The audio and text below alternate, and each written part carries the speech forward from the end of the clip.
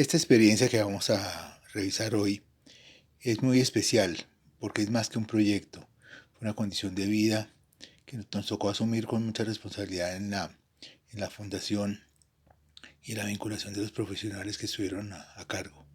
De ella puede dar mayor fe el arquitecto Juan Carlos Duque, actual profesor de la Universidad Católica de Pereira. Se trató de un retorno de familias que fueron desplazadas en la cuenca del río Cacarica, en el Chocó, en el año 97, y nosotros nos vinculamos desde el año 99 hasta el 2005. 6 años estuvimos trabajando con desplazados en el Chocó.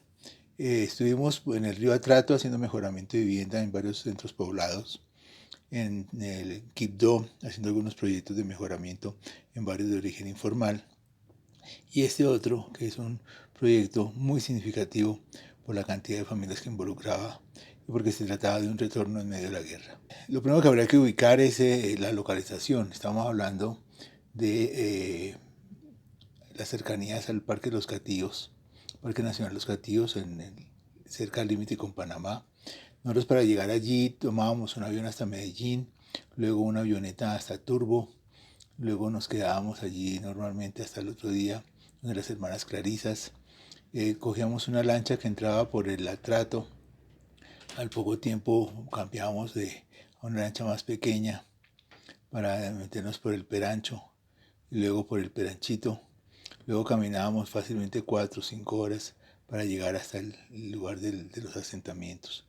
Entonces ya nomás el desplazamiento era una situación significativa y que tenía que ver con la condición de estas familias. Uno se preguntará por qué la guerra en el Chocó y en el Pacífico. Pues estamos hablando de una de las áreas de mayor biodiversidad del país y del mundo, con ricos yacimientos de oro, de estaño, de platino, madera, pero también de unos corredores fluviales muy importantes que servían para entrar armas y sacar droga. Entonces estamos hablando de una ubicación estratégica a nivel internacional. Y estamos hablando de más de 800 familias que vivían dispersas en el territorio. Eran tierras con gente pero sin títulos. Ellos se fueron consolidando y se conformaron como consejo alrededor de su condición de afrodescendientes. Y cuando después del desplazamiento fueron a dar a Turbo, se presentó una situación muy complicada, porque el gobernador del Chocó aseguraba que ya no estaban en territorio chocuano, que no tenía cómo atenderlos legalmente y fiscalmente. Y el alcalde y el gobernador en este caso de Antioquia y de Turbo, argumentaban que eran población chocuana, que deben ser atendidos por el departamento del Chocó. Naciones Unidas hizo presencia muy desde el principio. Se construyeron 2 albergues y se habilitó el Coliseo cubierto para que las familias se instalaran allí. Estamos hablando de febrero del año 97, Operación Génesis se llamó, lo que hicieron los militares con apoyo de algunas organizaciones fuera de la ley de paramilitares, y que implicó también vuelos aéreos y bombardeos. 3.500 personas se fueron desplazadas y más de 60 entre desaparecidos y víctimas. A los pocos meses, lo que se decide es ofrecerles a las familias transporte gratuito para que se fueran a diferentes puntos del país. Algunas se les ofreció Medellín, a otros Barranquilla o Cartagena o Montería, en fin. Y se hizo todo un montaje logístico para llegar en buses al Coliseo y sacar a la gente del Coliseo. Había una costumbre muy especial por parte de los líderes de la comunidad, de los patriarcas y las matriarcas, que era un grupo como de 12 personas mayores, que cuando la comunidad estaba muy confundida y no se tomaba una decisión rápida, se reunían ellos y lo que ellos decidieran era lo que se hacía, independientemente de lo viable o no viable, o lo hable o no lo hable de la decisión. Y en este caso lo que se decidió es que no, que se quedaban, que los niños y las mujeres se quedaban dentro del Coliseo, los jóvenes se abrazaban alrededor del Coliseo, cerrando las puertas, y los adultos, hombres, se quedaban afuera repeliendo cualquier intento de violencia para obligarlos a subir a los buses. Fue una campaña y una situación muy dolorosa, muy confusa, con gases lacrimógenos, con maltrato, con agresividad, que no logró su cometido. Las familias se quedaron, y se quedaron 4 o 5 años. Recuerdo una escena muy especial cuando ya las últimas familias estaban saliendo del Coliseo. Se consiguió pintura y se pintó y se readecuó todo el Coliseo para devolvérselo a la alcaldía de Turbo en las condiciones en que se les había entregado. Entonces se decide englobar los terrenos en 2 puntos estratégicos y construir 2 nuevos asentamientos. Entonces estamos hablando de, de una situación afortunada y al mismo tiempo desafortunada, del ingreso a la modernidad. La mayoría de estas familias vivían en el campo en condiciones de alta precariedad. En el máximo habían salido a Turbo en alguna circunstancia, pero lejos de manejar computadores, celulares, eh, tecnologías, formas de comunicación, en Naciones Unidas al poco tiempo vinculó un grupo de jóvenes europeos, los cuerpos de paz, que nos acompañaban todo el tiempo en los recorridos y en los talleres y en los encuentros con la comunidad, y se nos ofreció un sistema satelital de comunicación con Naciones Unidas de Nueva York. Entonces era increíble ver como una comunidad que andaba descalza, que tenía unas condiciones de producción y de productividad muy precarias, casi en la premodernidad. Había ingresado a la modernidad en medio de tanto dolor y de tanta confusión.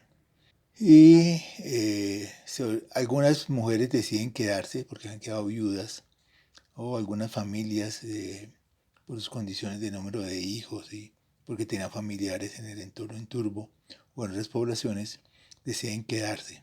Pero un número muy importante, más de 400 familias deciden retornar. Y insisto mucho, es un retorno en medio de la guerra. Esto es muy importante recalcarlo. Entonces se arman procesos de diseño participativo.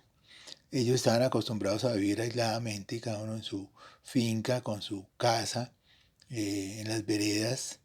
Habían eventualmente unas pequeñas agrupaciones de centros poblados, pero por seguridad, por economía, por viabilidad en términos productivos, comerciales, hasta culturales, se decide que definitivamente no se puede mantener el esquema de ocupación del territorio como lo tenían antes del desplazamiento. Entonces se escogen 2 territorios, Nueva Vida y Nueva Esperanza en Dios, cada uno con más de 200 viviendas, y se empieza a tramitar un proyecto de subsidio de vivienda rural con el Banco Agrario, con todo lo que eso implicaba, pensar en materiales, en sistemas productivos viables y manejables por la comunidad, herramientas.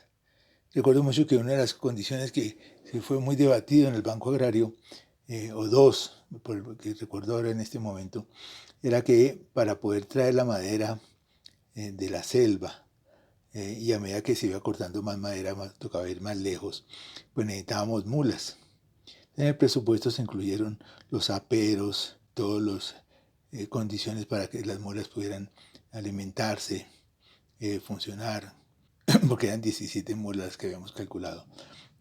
Y en el Banco Agrario no había lógica posible para estas situaciones. Les parecía inaudito y argumentaban que en ningún presupuesto se puedan incluir animales para resolver el tema de la vivienda.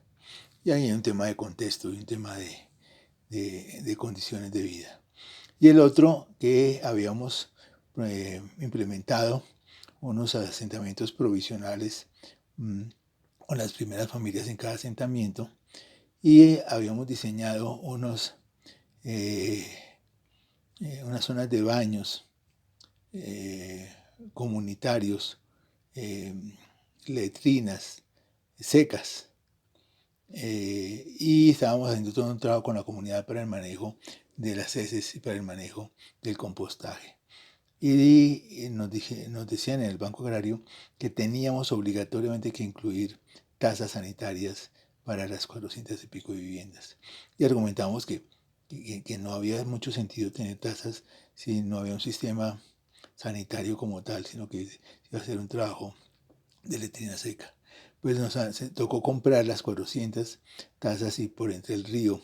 Recuerden el recorrido que les comenté que hacíamos desde Turbo para poder llevar el material a los asentamientos. Entonces estamos hablando de la diferencia o la distancia entre la necesidad y la institucionalidad. Lo que dicen los manuales, lo que dice la norma, lo que entiende. Y yo recuerdo que el equipo, que en el Banco Agrario pues eran relativamente atentos y profesionales, pero que una cosa es estar en el piso 27 de Avianca, el edificio de Avianca, y otra cosa es estar en el Parque Los Catillos o en el entorno del río Cacarica. Logramos que el subdirector del Banco Agrario fuera al proyecto y eso cambió muchísimo la actitud del banco frente al proyecto, de entender lo que pueda significar entrar las tejas, entrar el material, la herramienta, capacitar a la gente, cuando nos llovía, cuando tocaba parar los alimentos, toda la dinámica con los niños, el tema de seguridad que tenemos que enfrentar constantemente. Y cómo se iba construyendo un diálogo de saberes, lo que conocía la comunidad, los carpinteros que ya tenían tradición, la formación de algunos muchachos en el SENA, mantener unas mínimas unidades escolares de primaria y de bachillerato mientras que los muchachos iban enfrentando. Y una decisión que costó muchísimo políticamente, es que se decidió declarar los asentamientos como zonas humanitarias. Es un lugar exclusivo de población civil, porque los diferentes actores armados hacían constante presencia en los asentamientos. Llegaban o los de la guerrilla, o los paramilitares, o los militares, y el argumento que tenía la comunidad era que ellos no podían ocupar ni estar presente dentro del territorio de las comunidades, por lo que volvían objetivo militar con relación a los enemigos. Y eso era una situación que ellos tenían que cuidar mucho. Pero sobre todo las fuerzas militares argumentaban que no podía haber zonas del país donde no pudieran hacer presencia. Pero la comunidad insistía en que la presencia de los militares en los asentamientos los exponían. Ya había pasado lo de Bojayá y otras experiencias muy negativas frente al tema de la confrontación y de la población civil en medio de la guerra. Entonces era un tema irreconciliable. Eso se sirvió para muchos debates, señalamientos, investigaciones, argumentos que iban y venían, pero lo que se ponía sobre la mesa era la verdad. ¿Quién había estado detrás de la Operación Génesis? ¿Cómo era posible que se veían bombardeos en población civil? ¿Qué había pasado con los desaparecidos y las víctimas? Y recuerdo dos escenas que siempre cuento cuando hablo de este proyecto.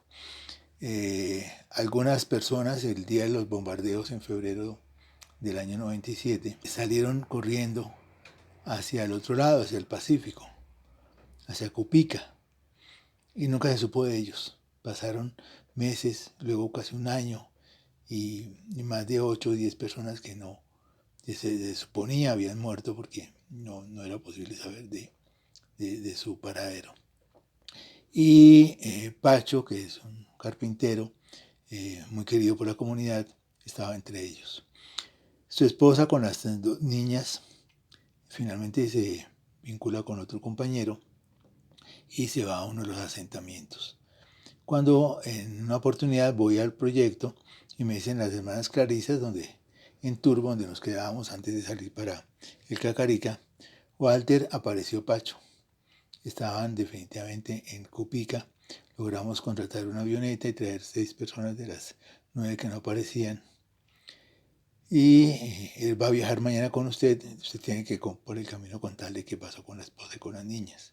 Imagínense la situación de nosotros para por el camino explicarle a Pacho que cuando llegara al asentamiento iba a encontrar a su esposa con otro compañero. Y la escena tan increíble, emotiva, de la comunidad, de los papás de Pacho, de los hermanos, de las hijas, viéndolo como si se hubiera resucitado. Finalmente, Pacho entiende la situación, construye una casa al lado de la de su esposa con su nuevo compañero y comparten la crianza de sus hijas. Y otra escena, también un poco fuerte, estábamos en unos talleres de diseño participativo de la vivienda, me acerca uno de los padres que acompañaba el proceso, sacerdote, y me dice, los paramilitares están a un día de camino. Toca pedir que vengan desde Turbo y se lleven a los ancianos, a las mujeres y los niños, porque aquí puede haber una masacre complicada. Entonces reunimos a toda la comunidad después del taller, se les explica la situación, todo el mundo quedó en un silencio pavoroso, y una mujer atrás, con un niño de brazos y otro niño de la mano, alza la mano y dice, yo perdí a mi esposo y a mi hijo mayor en el desplazamiento pasado. Yo no me muevo, yo me quedo. Y empezaron a alzar la mano una a una las mujeres y los hombres. Yo me quedo y nos quedamos. Si estoy contando esta historia es porque por fortuna no nos pasó nada. Pero era una situación impresionante la que vivíamos de presión militar permanente. Estos son los diseños que fueron aprobados por hechos con la comunidad y aprobados por el Banco Agrario, materiales de la región, mano de obra de la comunidad, desarrollo progresivo, miren el baño de letrina seca que les decía, la cocina con su tanque de agua en el punto intermedio, un espacio de terraza y adelante las alcobas y un espacio social que se desarrollaba de acuerdo a cómo se iba avanzando con la comunidad. Y cómo tener en cuenta varios factores, miren, esa es la vivienda parafítica. Tuvimos también la oportunidad de hablar con Gilma Mosquera y recibir consejos de parte de ella April. El tema de lo ambiental, lo sostenible del proceso.